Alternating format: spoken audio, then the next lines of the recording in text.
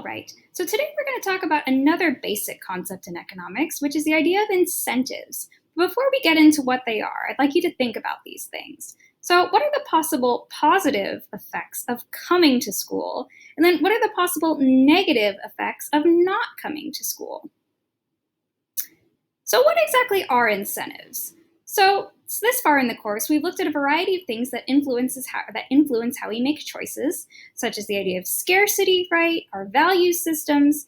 And today we're going to look at another factor that influences the choices that we make, and these are incentives.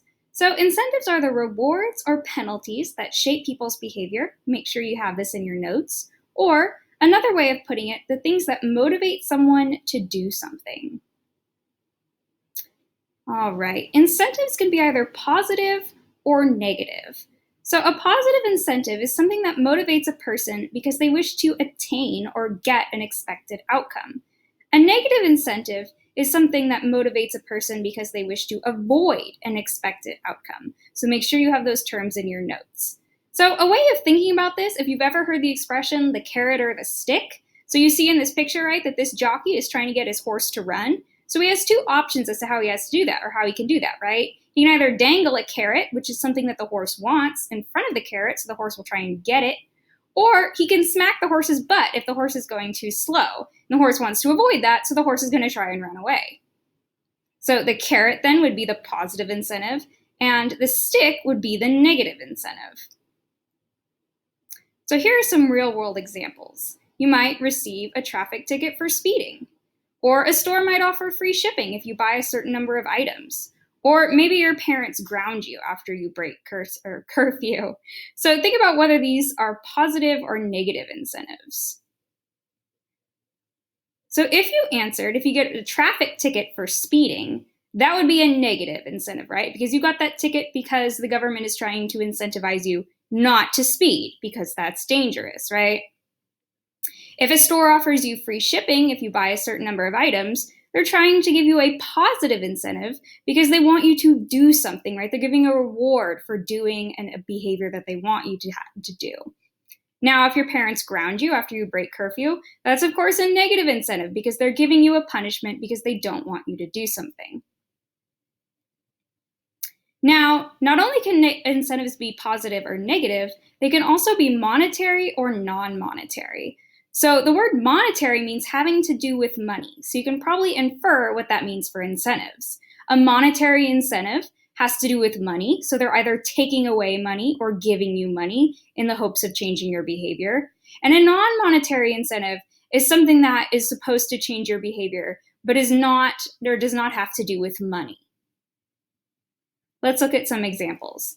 So suppose your neighbor pays you to babysit, and Australia fines people who do not vote, so it makes them pay a penalty. On the other hand, though, Australia gives free sausages for real to people who vote. So are these monetary or non-monetary? All right, so if you said your neighbor pays you to babysit, that's monetary, right? As they are giving you money in order to encourage you to babysit for them.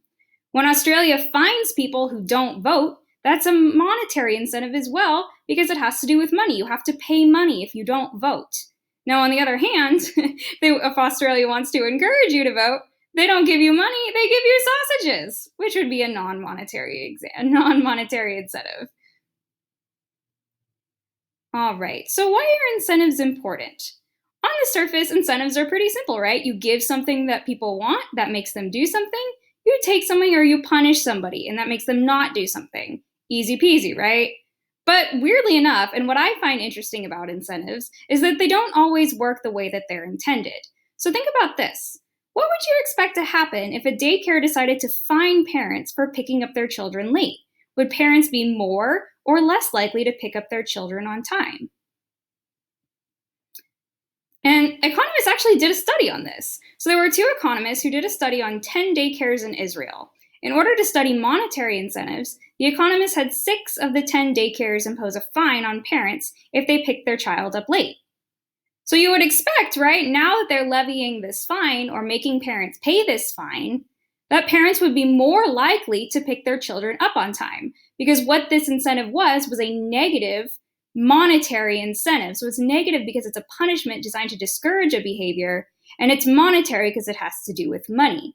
But to the economist's surprise, the number of late parents at the daycares with fines doubled. So the number of parents went way up. It stayed the same at the daycares without fines. So what the heck was going on here? So after the experiment, the economists surveyed the parents.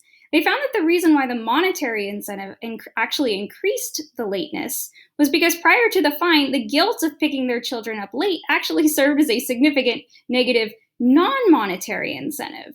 So paying the fine actually caused many parents to feel a little bit less guilty. Therefore, being late felt like less of a big deal to them.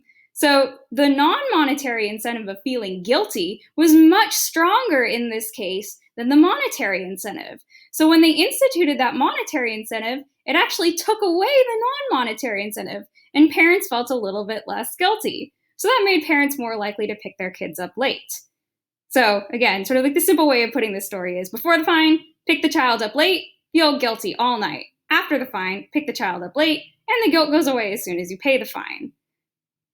So if you're interested in this kind of weird economic story, this story actually comes from a book called Freakonomics, which is a really great book, and there's also a sequel, which is all about using economic reasoning to investigate strange problems and scenarios. And if you're interested in this and you don't want to sit down and read a whole book, they also have a podcast which covers similar stories. And if that's not enough for you and you want even more, there's a field of economics called behavioral economics, which kind of intersects with psychology, and a lot of that has to do with incentives. All right, thank you for watching, and I will see you next time.